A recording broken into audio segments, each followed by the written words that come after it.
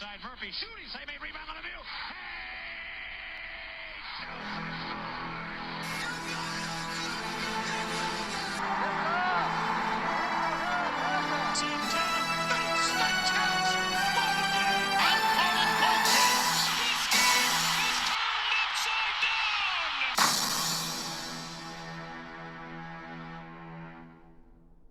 Hey everyone, this is Casey. You're watching the Red River Duckwind All Sports Network, and it's time to go over two more conference tournaments. Now, these conference tournaments were determined on Sunday. It's the Summit League and the Missouri Valley. I want to take this time to say the Sandy Hook Promise link is still in the description down below. Please feel free to check that out. We're doing that throughout the whole charity drive. But without further ado, let's get into the Summit League. And we're going to start out with the top seed overall, the South Dakota State Jackrabbits. They go in with a record of 12-4, nearly made it to 20 wins with a record of 19-12. They started out winning 6 of their first 8 games in conference play, and they're going into the tournament winners of 7 of their last 8. So South Dakota, they get the 2-point advantage over the likes of Kansas City and North Dakota. We'll go over those teams in a bit. I hope you like mayonnaise, but because Zeke Mayo is your leading scorer for the Jackrabbits. He has 19.3 points per game, and he also leads in assists per game at 3.6. William Kyle III is also the guy you need to watch out for with a 62.3 field goal percentage, 6.5 rebounds a game, as well as 1.7 blocks a game. Now, we're going to go ahead and talk about the playing game because the winner of Oral Roberts and South Dakota will earn the right to face South Dakota State. Let's start with Oral Roberts. They managed to get the tiebreaker over South Dakota because both teams are at 5-11, but Oral Roberts earned it with a win over the Jackrabbits earlier in the season. Now, to start out conference play, of course, they're missing Max Abmas. He went over to Texas this year. So they started out with a record of 3-5. And they go into the tournament losing 7 straight. So Oral Roberts really needs to get it in gear. Kareem Thompson will be one of the players looking to do that. He has 3.7 assists per game, 6.8 rebounds a game, as well as 1.6 steals a game. And as I mentioned earlier, they're going up against South Dakota. And South Dakota, as we mentioned earlier, loses the tiebreaker over Oral Roberts due to them getting swept by South Dakota State. Now, going in, they won their Summit League opener to North Dakota State, but they ended up losing. They ended up losing 9 of their next 10 games.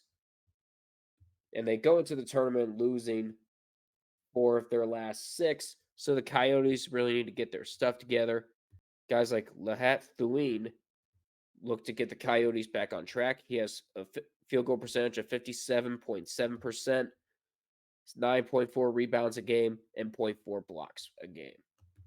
Now, the 4-5 matchup is with St. Thomas and North Dakota State. Now, the Tommies are still ineligible to make it to the NCAA tournament because they're in a 5-year transition period from Division III up to Division I. But they still had a respectable record of 9-7, and they look to continue on from there. They started out conference play very well, starting 4-0. Right now, they're going into the tournament winners of 5 of their last 8, including a sweep, and they even swept the number 2 seed in this tournament, Kansas City. Guys like Parker Bjorklund is going to be the guy to watch out for St. Thomas. 13.5 points per game, a 48.1 field goal percentage, and 4.7 rebounds a game. And now let's talk about North Dakota State. And they now North Dakota State has a record of 8-8. They started out now they started conference play at 1-3, and they go into the tournament losing their last couple games, including to their rivals in South Dakota State. But Bowden Schoenberg looks to get the team back on track. He has 14.3 points a game, as well as 5.3 rebounds a game. Let's go to the bottom half of the bracket. And the number 2 seed, like I mentioned, is Kansas City. Now, the Roos are 3 wins away from their first ever tournament appearance. They go in with a record of 10-6. And they actually started out conference play. They actually started out conference play poorly. They started out with a record of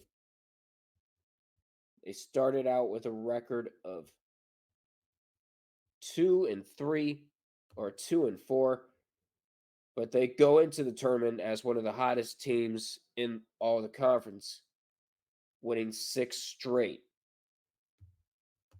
Jamar Brown is one of the reasons for it. He has 15.3 points per game, a 45.9 field goal percentage, 6.1 rebounds a game, as well as a steal per game. And Kansas City is going up against the Denver Pioneers. They go in with a record of 6-10 in conference play. Now they started out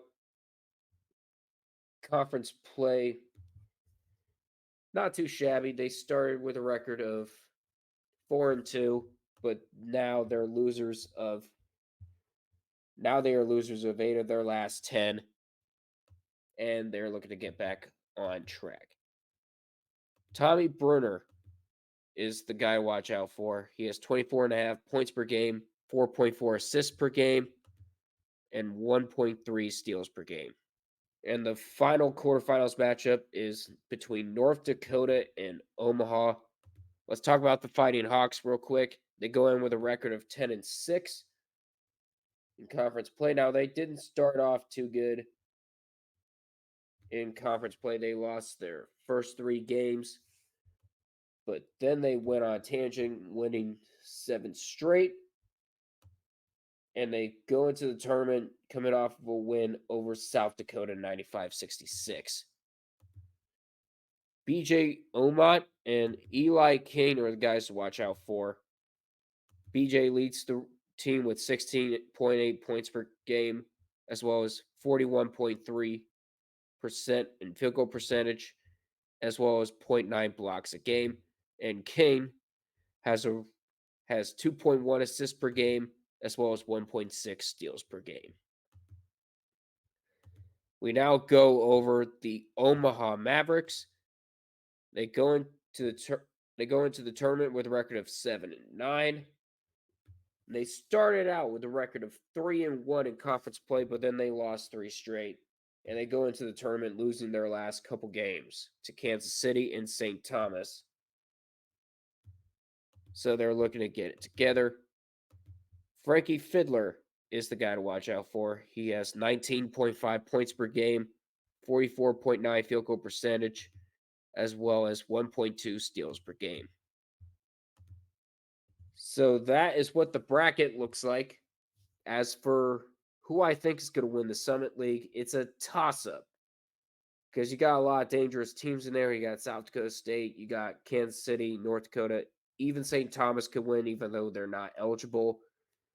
But if I were to choose, I'm going with the top-seeded South Dakota State. As much as I want to see Kansas City go to the dance for the first time, I got to go with the Jackrabbits. It's a very dangerous team. We now go into the Missouri Valley, and Arch Madness is one of the more popular mid-major tournaments for a very good reason, because the number 1 seed hardly ever wins in this tournament. And this year, the top seed is Indiana State.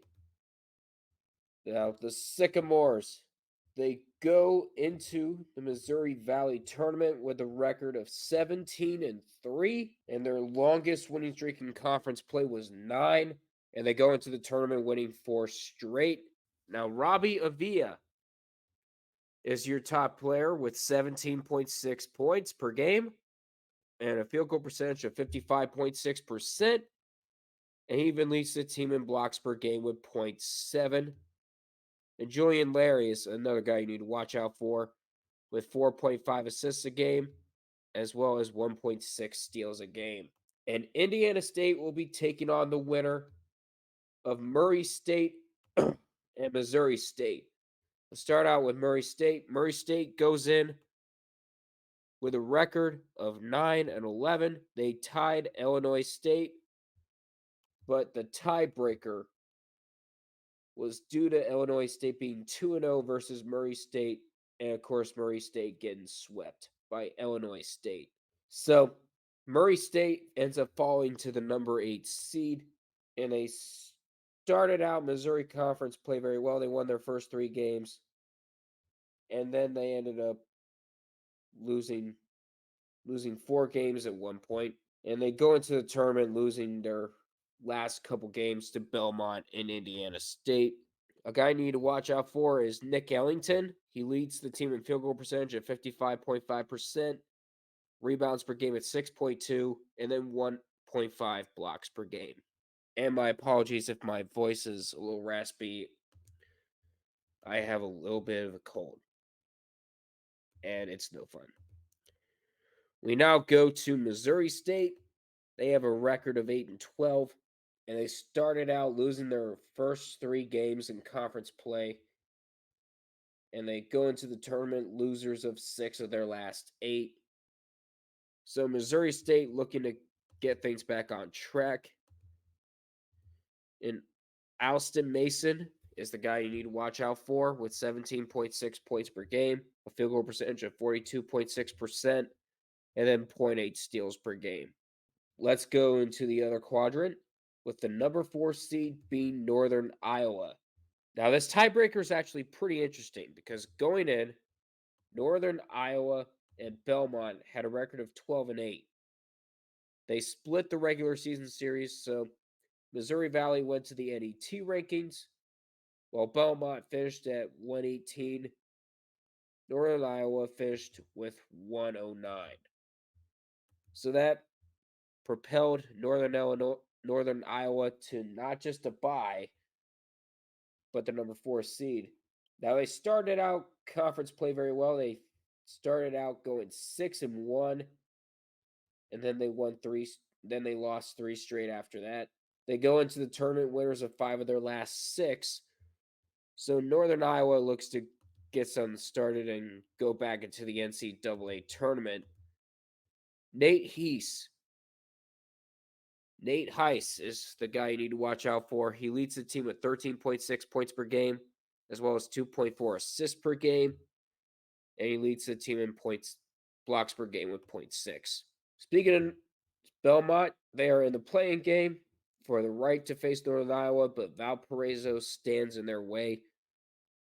The Bruins went in with a record of 12-8, like we mentioned earlier. They started out conference play very well. They won their first couple games, and they go into the tournament winners of 7 of their last 8.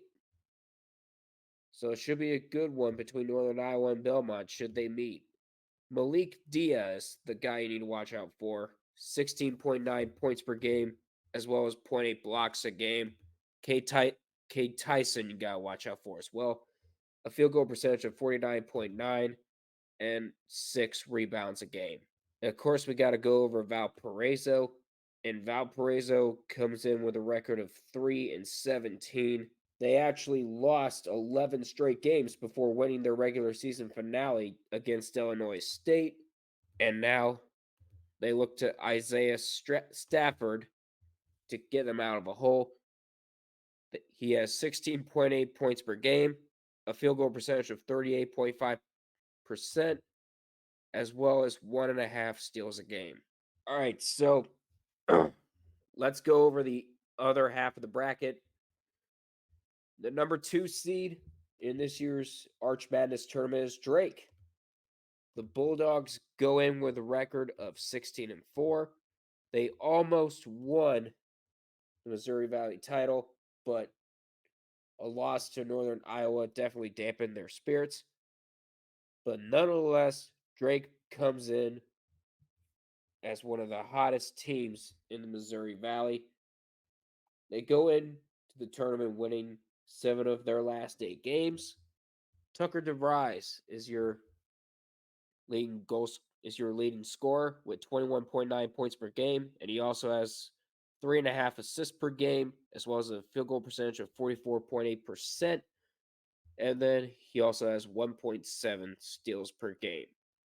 So that's another guy you need to watch out for, as well as Darnell Brody.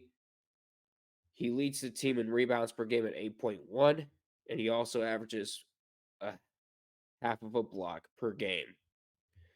Now, Drake is going to take on the winner of Illinois State and Evansville. As we mentioned, Illinois State won the tiebreaker over Murray State due to a season sweep, as both these teams finished 9-11. Now, they started out conference play okay. They won their first couple games, and then they ended up losing 5 straight conference games, including to Valparaiso in their own home. Now, they go into the tournament winners of 4 of their last 6, but this team got swept by Valparaiso in the regular season, so Illinois State looks to shake that off. Miles Foster is your leading scorer for the Redbirds. He has 12.2 points per game, as well as 8 rebounds a game and 0.7 blocks a game. And they go up against Evansville. The Purple Aces go into the tournament with a record of 6-14.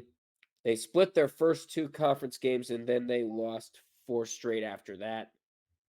And they go into the tournament losers of their last 7 games. Yassine Toomey is a guy you need to watch out for. 10.8 blocks, 10.8 points per game, as well as 6.3 rebounds a game. In the bottom quadrant, you have Bradley as the number 3 seed. The Braves go in with a record of 13-7. And they lost their first couple games of conference play, but then they went on a tangent, winning 7 straight before losing to Indiana State. And they ended up getting swept by Drake, including in their season finale. Now, on offense for the Braves, you have Duke Dean, and for defense, you have Levi Leons. Now, Duke Dean leads the Braves with 14.3 points per game, as well as 3.9 assists per game. And on defense, Leons leads the Bradley Braves in rebounds per game at 6.8, steals per game at 1.6, and blocks per game at 1.5. Now, Bradley's going to take on the winner of this last playing game, Southern Illinois and UIC. The Salukis go in with a record of 11-9, and they ended up winning their first couple games. They ended up winning 4 straight in full conference play, but they ended up losing their last couple games to Bradley and Northern Iowa. And Xavier Johnson's looking to get the Salukis back on track. He leads the team in points per game at 22, assists per game at 6.1, a field goal percentage of 42.3, as well as 1.5 steals per game. Clarence Rupert also leads the team in rebounds per game at 5.6, as well as 0.8 blocks per game out of him. And finally, we go to UIC. The Flames go in with a record of 4-16. And right now, there's not much that needs to be said. They ended up losing their first couple games of conference play before beating Valparaiso, but they ended up losing 8 straight afterwards. They go into the tournament losing their last 3 games to Indiana State, Drake, and Missouri State. If you want defense, Toby Okani is your guy. He leads the team with 6.8 rebounds a game, 1.5 steals per game, and 2 blocks a game. As on the offensive end, Isaiah Rivera leads the team in blocks per game at 15.2, as well as a field goal percentage of 45.6%. All right, so Arch Madness. This is your full bracket. It's one of the tougher tournaments to predict, as there's any one of those teams that could win, especially the top 4 seed line with Indiana State, Northern Iowa, Drake, and Bradley. If I were to choose, I'm going to say Indiana State. I think the number 1 seed gets it done. So that's going to do it for this Summit League and Missouri Valley recap. Those are 2 conference tournaments I always look forward to. Be sure to stay tuned in the next video when we go over the Big Sky tournament. So please feel free to like, comment, subscribe to the River of Duckwood All Sports Network. My name is Casey. Until we meet again, see you guys in the next one.